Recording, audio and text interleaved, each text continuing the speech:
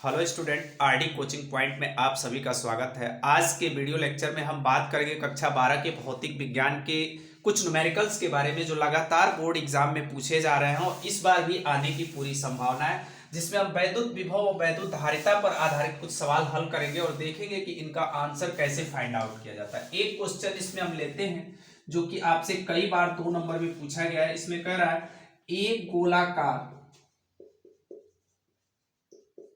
एक गोलाकार चालक की त्रिज्या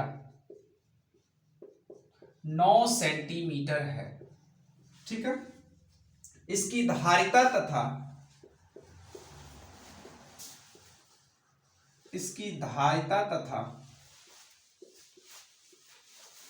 उस आवेश की गणना कीजिए।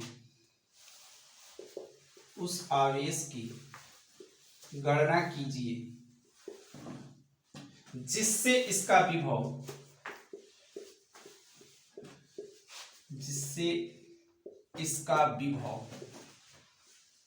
1000 वोल्ट हो जाए। ठीक है, या आपका 2019-2022 ये लगातार आपके प्रश्न इस तरीके का आ रहा है बोर्ड एग्जाम में, और इसके बारे में हम डिस्कस करेंगे, देखेंगे कि कैसे इसको सॉल्व करें। क्या करा, एक गोलाकार चालक की त्रिज्या 9 सेंटीमीटर है, यानी क्या क्या आपको दिया है यहां आप नोट कर लेंगे। ठीक है ना, क्या क्या दिया है, R इक्वल टू दिया हुआ है 9 सेंटीमीटर, इसको मीटर में कर लीजिए तो 9 इंटू 10⁻²मीटर। ठीक है, इसकी धारिता तथा आवेश, यानी आपको C भी निकालना है और Q भी निकालना है।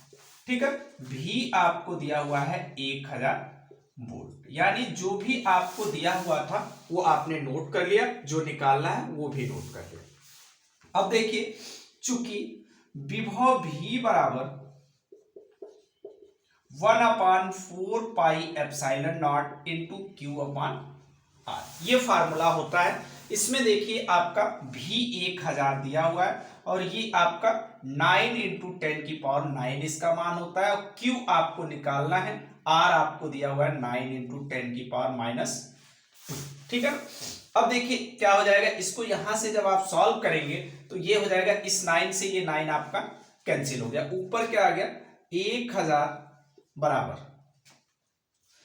Q into 10⁻9/10⁻²। क्रॉस मल्टीप्लाई कर ले, इसको लिख सकते हैं 10⁻³ into 10⁻² equal to Q into 10⁻9, या Q इक्वल टू आप लिख सकते हैं 10⁻³ इंटू 10⁻²/10⁻, ये +9। इसको आप ऊपर ले जाइए तो 10⁻³ इंटू 10⁻, ये +3 -2 इंटू 10⁻⁻9, तो 10⁻³ प्लस का इंटू 10⁻11 घट जाएगा तो 10⁻8 गुना। तो ये कितना मिल गया आपको, आवेश जो निकालना था यहां पर, आवेश आपने निकाल लिया जो यहां पर आपको निकालना था। ठीक है, अब देखिए आवेश है और आपके पास क्या है, भी है, तो इसलिए C equal to Q/V। Q आपके पास कितना है 10⁻8 और ये कितना है 1000। ठीक है ना, तो 10⁻8/10⁻3, तो 10⁻11 फैराडे। तो धारिता कितनी आपकी निकल के आ गई 10⁻11 फैराडे, आवेश निकल के आपके आ गया 10⁻8 कूलम। इस प्रकार से अगर ये सवाल आपसे पूछा जाता है बोर्ड परीक्षा में तो इस तरीके से आप हल करेंगे। ये जो पार्ट आप देख पा रहे हैं ये दूसरा पार्ट है और ये आपका फर्स्ट पार्ट है। ठीक है, तो ये सवाल अगर आपके बोर्ड एग्जाम में आता है तो इस प्रकार से आप इसको सॉल्व करेंगे और ये इसका आंसर निकल के आएगा। ठीक है, आगे और देखते हैं सवाल इसमें कि कैसे सॉल्व होंगे। ठीक है, सवाल इसके हालांकि होते बहुत इजी है, बट आपको ये ध्यान रखना है कि कहाँ कौन से फार्मूले का यूज करना है और किस तरीके से इसको सॉल्व करेंगे हम। ठीक है, एक दो और सवाल इसमें देखने की कोशिश करेंगे जो कि आपका वैद्युत विभव और वैद्युत धारिता से संबंधित होगी। ठीक है, यहां पर आपके सामने एक और सवाल लेते हैं हम, जिसमें है 10 पिको फैराडे का 10 पिको फैराडे का एक संधारित्र 50 वोल्ट बैटरी से जुड़ा है। 50 वोल्ट बैटरी से जुड़ा है। संधारित्र में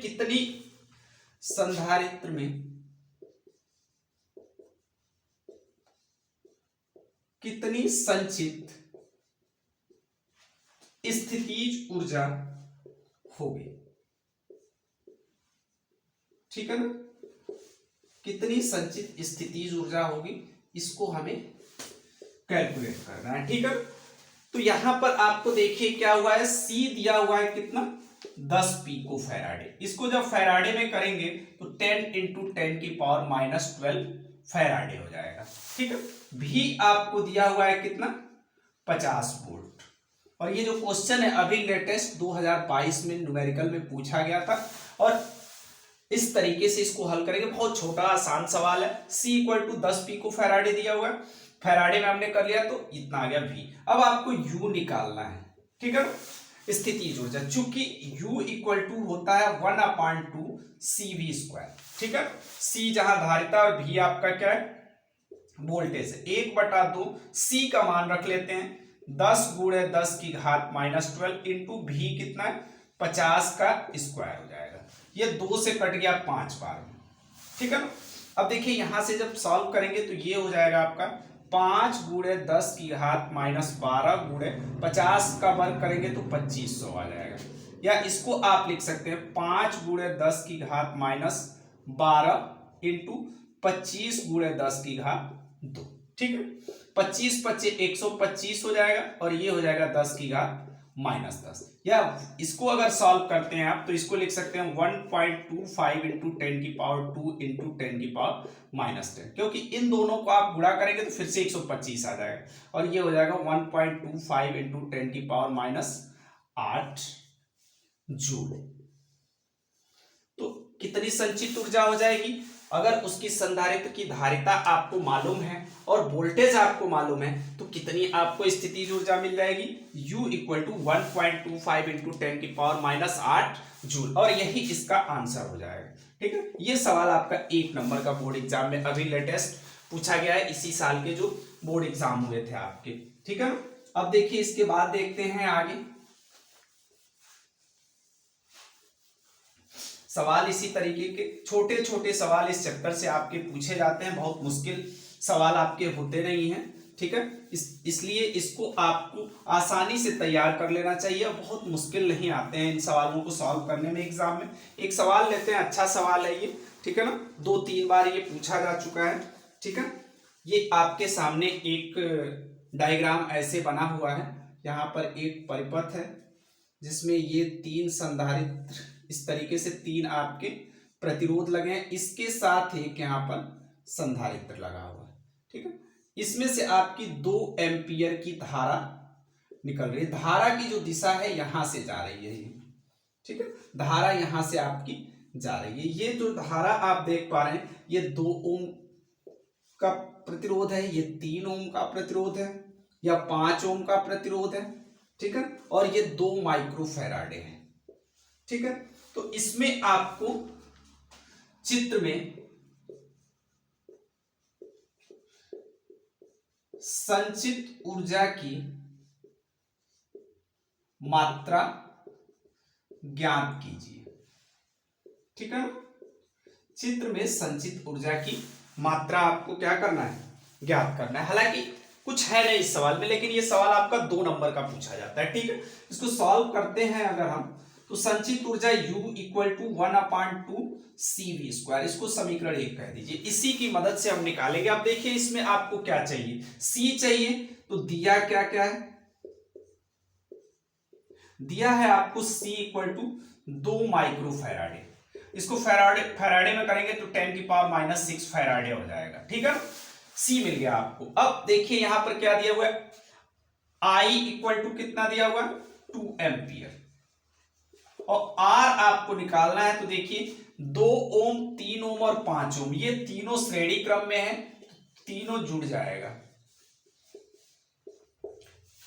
यहां आप लिख सकते हैं श्रेणी क्रम में, तीनों किसमें है, श्रेणी क्रम में है। अब देखिए क्या हो जाएगा, ये 2 3 5 और 5 10 ओम, आर मिल गया आपको।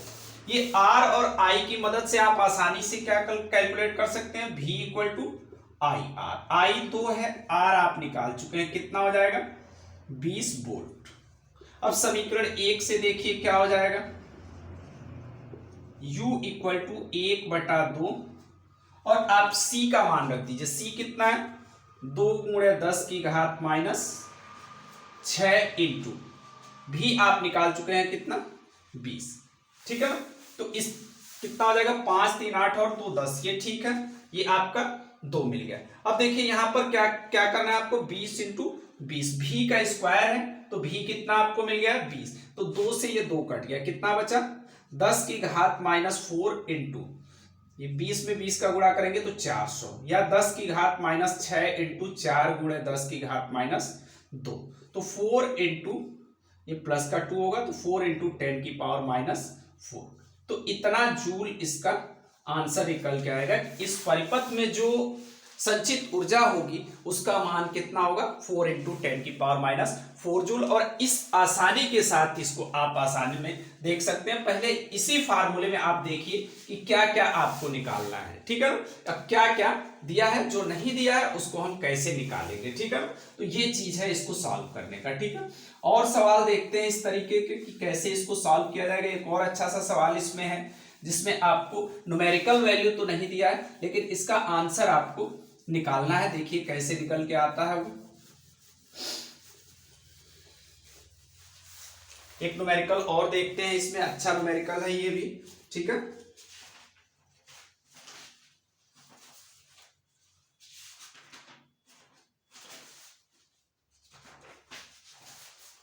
ये एक क्वेश्चन है, इसमें डायग्राम आपको दिया गया है। ये ऐसे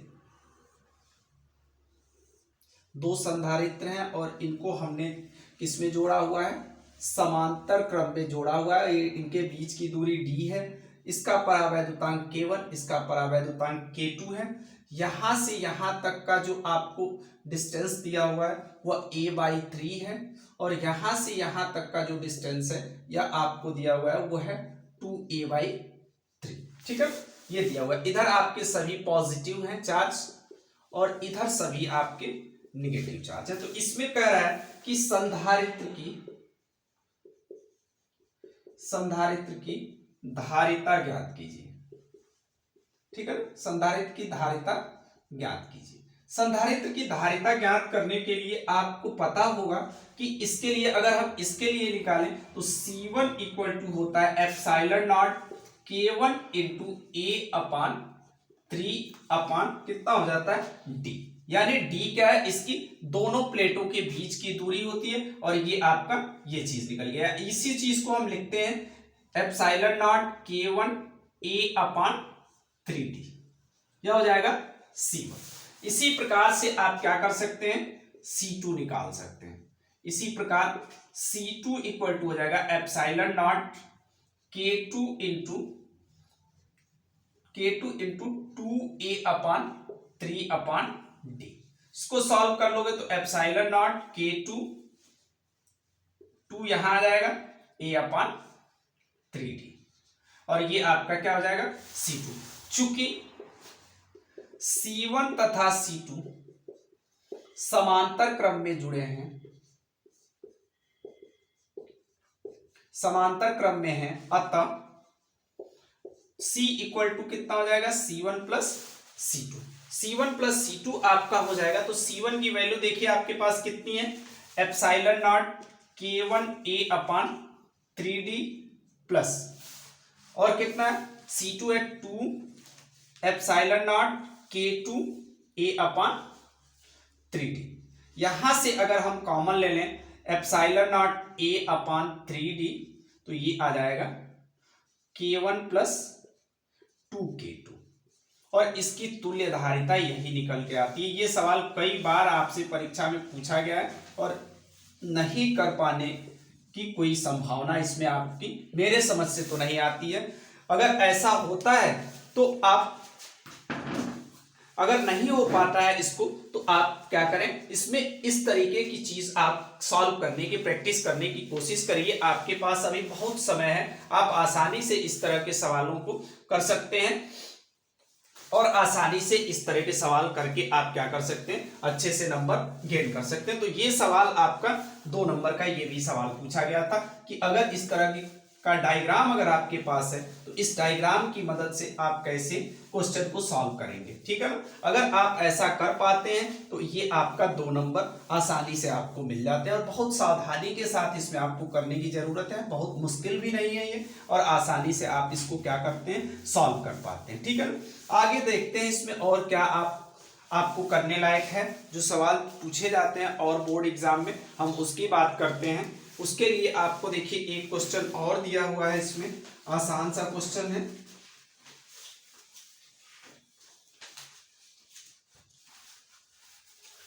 एक ऐसा परिपथ आपको दिया हुआ है,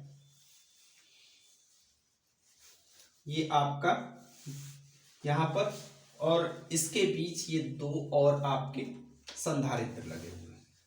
ठीक है, इस तरीके से। ठीक है, ये आपका C1 है, ये आपका C2 है, बल्कि इसको यहां ना लगा के यहां लगाया गया है। ठीक है, जिससे कि ये हो गया। और ये C3 है, C3 आपका जो दिया हुआ है वो 3 माइक्रोफैराडे है, C1 आपका जो दिया हुआ है 5 माइक्रोफैराडे है, और यह आपका 10 माइक्रोफैराडे है। ये आपका सिरा B है यहां से, और ये आपका A है। इसके लिए कह रहा है कि समतुल्य धारिता ज्ञात कीजिए। क्या करना है, समतुल्य धारिता ज्ञात कीजिए। इसके लिए देखिए आपको क्या करना है, यहां पर सबसे पहले तो आपको यह देखना है कि कौन कौन सा प्रतिरोध श्रेणी क्रम में है, कौन सा समांतर में। चूंकि यहां पर आप देख पा रहे हैं C1 तथा C2 जो है यह आपके किस में है, श्रेणी क्रम में है। ठीक है, श्रेणी क्रम में है, तो इसके लिए अगर तुल्य धारिता आप C डैश ले लें तो 1/C1 + 1/C2 और 1/5 + 1/10।